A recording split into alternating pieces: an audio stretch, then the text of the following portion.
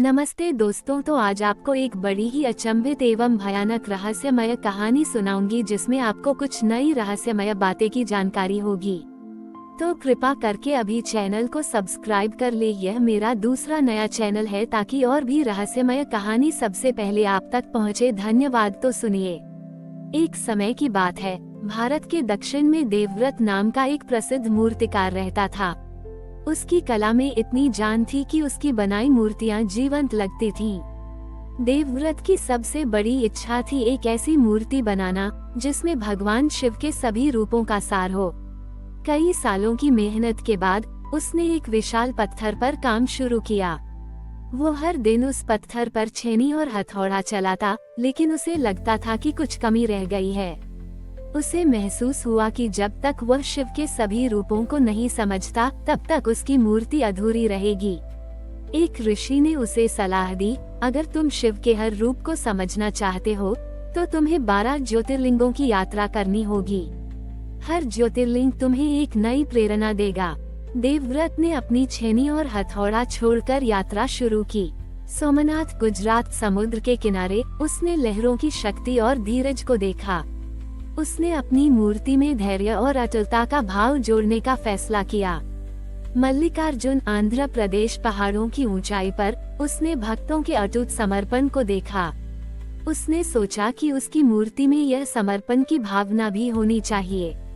महाकालेश्वर, मध्य प्रदेश, उज्जैन में भस्म आरती को देखकर उसे समय की शक्ति और जीवन की नश्वरता का एहसास हुआ। ओंकारेश्वर, मध्य प्रदेश, नर्मदा के बीच प्रकृति के संगीत को सुनकर उसने संतुलन और शांति को अपनी मूर्ति में ढालने का निर्णय लिया। केदारनाथ, उत्तराखंड, बर्फीले पहाड़ों में उसने साहस और दृढ़ता को महसूस किया जो उसने अपनी मूर्ति में उकेरने का संकल्प लिया।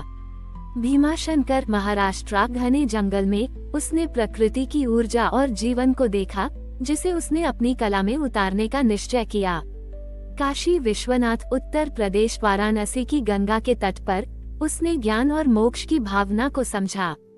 त्रयंबकेश्वर, महाराष्ट्र, यहाँ उसने त्रिदेवों की एकता को महसूस किया और इसे अपनी रचना में शामिल करना चाहा। वैद्यनाथ, झारखंड, देवघर में उसने करुणा और उपचार की शक्ति को देखा। नागेश्वर, गुजरात, द्वारका में उसने रक्षा और निडरता के गुण को महसूस किया।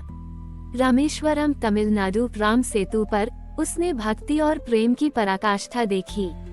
कृष्णेश्वर, महाराष्ट्र, अपनी यात्रा के अंत में उसने एक भक्त के अटूट विश्वास की कहानी सुनी जिसने अपनी आस्था से मंदिर का निर्माण किया था। यात्रा पूरी करने के बाद देवव्रत वापस अपने घर लौटा। वह अब एक अलग इंसान था। उसकी छेनी और हथौड़े में एक नया जादू था। उसने वापस उसी पत्थर पर काम करना शुरू किया। लेक छोटी ही न, इस बार उसने सिर्फ पत्थर को नहीं बल्कि अपनी यात्रा से मिले धैर्य, समर्पण, साहस, ज्ञान और प्रेम जैसे गुणों को भी उकेरा। जब उसने अपनी मूर्ति पूरी की तो वो केवल एक पत्थर की मूर्ति नहीं थी बल्कि उसमें 12 ज्योतिर्लिंगों का सार था। हर कोण से देखने पर मूर्ति का भाव बदलता था। एक तरफ धैर्य दिखता तो दूसरी तरफ करुणा। गांव के लोग जब उस मूर्ति को देखने आए तो वे हैरान रह गए। उन्हें लगा जैसे मूर्ति में जान आ गई हो। देवव्रत समझ गया कि उसकी मूर्ति अब अधूरी नहीं रही। उसे एहसास हुआ कि सच्ची कला केवल हाथों से नहीं बनती बल्कि अनुभव और ज्ञान से बनती है जो आत्मा से आता है। देवव्रत की बनाई मूर्ति की प्रसिद्धि दूर दूर तक फैल गई। लोग दूर दराज से उस मूर्ति को देखने आने लगे। एक दिन एक धनी व्यापारी आया। उसने मूर्ति को देखा और देवव्रत से कहा, मैं तुम्हें इस मूर्ति के लिए बहुत सारा सोना दूंगा।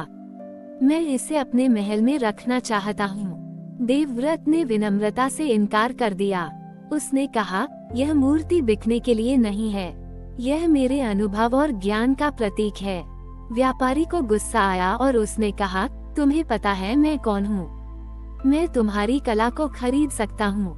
उद्धरण चिन्ह। देवव्रत ने शांति से जवाब दिया, आप पत्थर और धातु खरीद सकते हैं लेकिन आप उस भक्ति और विश्वास को नहीं खरीद सकते जो मैंने इस मूर्ति में डाला है।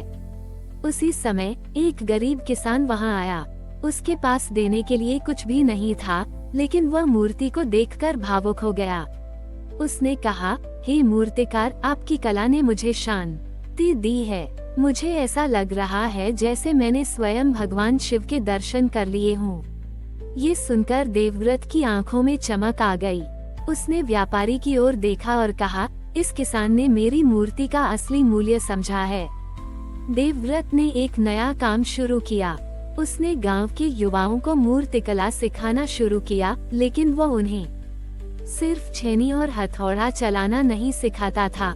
वो उन्हें 12 ज्योतिर्लिंगों की कहानियां सुनाता था और उन्हें जीवन के 12 गुणों के बारे में बताता था। उसने कहा, जब तक तुम्हारे अंदर धैर्य, करुणा और भक्ति नहीं होगी, तुम सिर्फ पत्थर पर निशान बनाओगे, मूर्तियां नहीं। धीरे धीरे देवव्रत का गांव कला और आध्यात्मिकता का केंद्र बन गया। लोग दूर दूर से यहाँ सीखने और प्रेरणा लेने आते थे। देवव्रत ने साबित कर दिया कि सच्ची कला का उद्देश्य धन कमाना नहीं, बल्कि लोगों के दिलों को छूना और उन्हें प्रेरित करना है। अपनी जिंदगी के आखिरी पड़ाव में देवव्रत अपने गांव में शांति से रहता था। उसके बनाए हुए गुरुकुल से कई महान मूर्तिकार निकले, जिन्होंने उसकी परंपरा को आगे बढ़ाया।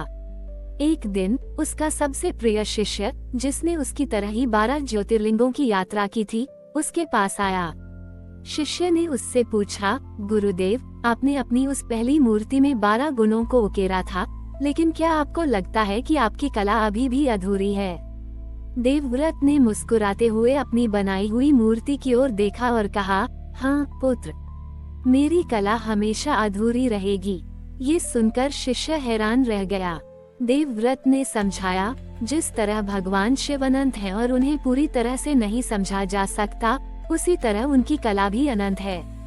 हर दिन मैं एक नया रूप देखता हूँ, एक नया गुण सीखता हूँ। कला का अंत तब होता है जब कलाकार यह सोचे कि उसने सब कुछ सीख लिया है। मेरी मूर्ति एक मास्टरपीस नहीं है, बल्कि यह एक यात्रा का प्रतीक है। ये हमें सिखाती है कि ज्ञान और कला कभी समाप्त नहीं होते, वे हमेशा बढ़ते रहते हैं।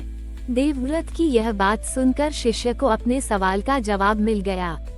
उसने समझ लिया कि पूर्णता कला में नहीं, बल्कि उसे सीखने की प्रक्रिया में है। देवव्रत का शरीर कुछ समय बाद शांत हो गया, लेकिन उसकी बनाई हुई मूर्ति और उसकी शिक्षा हमेशा जीवित रही। उसकी कहानी यह बताती है कि सच्ची कला केवल पत्थरों को तराशना नहीं है, बल्कि अपनी आत्मा को तराशना है। हमारी और भी आध्यात्मिक एवं अनोखी कहानियाँ देखने के लिए हमारे चैनल पर जाएं तथा धार्मिक एवं पौराणिक अनोख बड़ी ही कहानियाँ हमारे चैनल पर है। कृपया जाके देखें तथा हमारे चैनल को सब्सक्राइब करके रखें और वीडियो लाइक जरूर करें। धन्यवाद।